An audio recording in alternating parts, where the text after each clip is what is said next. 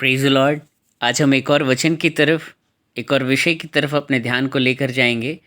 हमने बहुत सारे ऐसे ग्रुप्स को अपने आसपास कार्य करते देखा होगा जो आज पिता, पुत्र और पवित्र आत्मा तीनों में आज भेद करने की कोशिश कर रहे हैं, तीनों को अलग करने की कोशिश कर रहे हैं।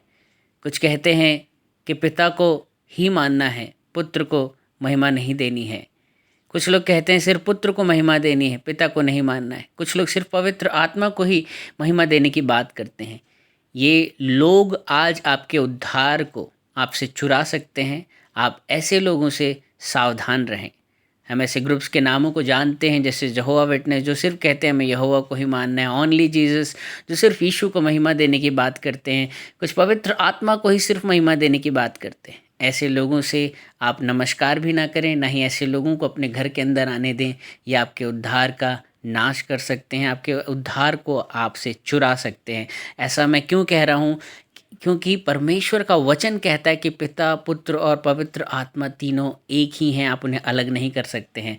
प्रकाशित वाक्य उसके 22वें अध्याय उसकी 18 से 19 आयत में लिखा है, मैं हर एक को जो इस पुस्तक की भविष्यवाणी की बातें सुनता है गवाही देता हूँ कि यदि कोई मनुष्य इन बातों में कुछ बढ़ाए तो परमेश्वर उन विपत्तियों को जो इस पुस्तक में लिखी हैं उस पर बढ़ाएगा, और यदि कोई इस भविष्यवाणी की पुस्तक की बातों में से कुछ निकाल डाले तो परमेश्वर उस जीवन के पेड़ और पवित्र नगर में से जिसकी चर्चा इस पुस्तक में है उसका भाग निकाल देगा।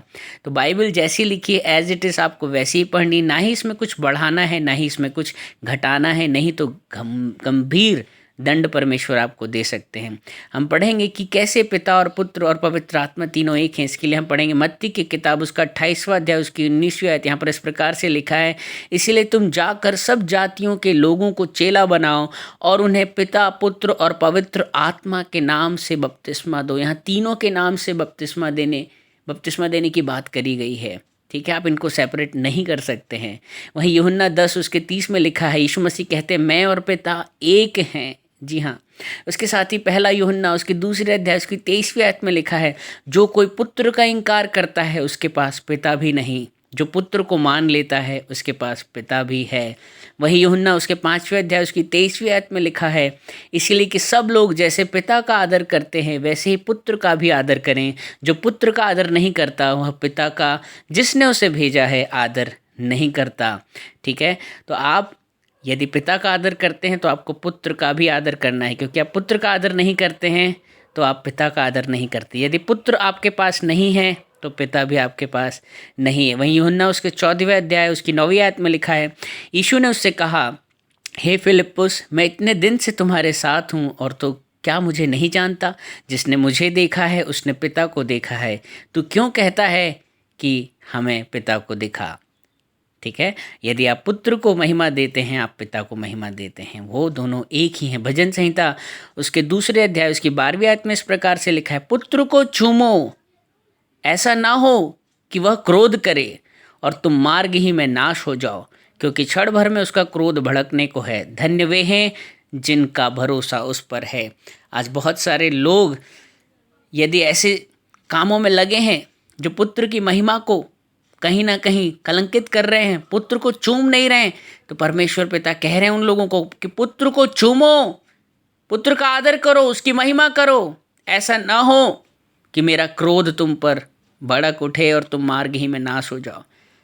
हमने देखा कि किस प्रकार से पिता और पुत्र दोनों एक ही हैं, दोनों एक समान महिमा के पात्र हैं। वहीं यूहन्ना 4:24 में लिखा है, परमेश्वर आत्मा है और अवश्य है कि उसके भजन करने वाले आत्मा और सच्चाई से भजन करें। परमेश्वर आत्मा है। ठीक है, हमने देखा कि किस प्रकार से वचन साफ तौर पे दर्शाते हैं कि पिता, पुत्र और पवित्र आत्मा तीनों एक ही। परमेश्वर ही आत्मा है। वचन कह रहा है परमेश्वर आत्मा है और पुत्र और पिता दोनों एक ही हैं। जो पुत्र का आदर नहीं करता वो पिता का आदर नहीं करता। जिसके पास पुत्र नहीं है उसके पास पिता भी नहीं है। इसलिए आप ऐसी गलत शिक्षा देने वाले लोगों से बचें और बाइबल के सही शिक्षा देने वालों की संगति में जुड़ें। प्रभु यीशु मसीह आपको आशीषित करें। इस वचन को ज़्यादा से ज़्यादा लोगों को आप शेयर करें ताकि आप लोगों को उद्धार से वंचित रहने से बचा सकें। Praise the Lord.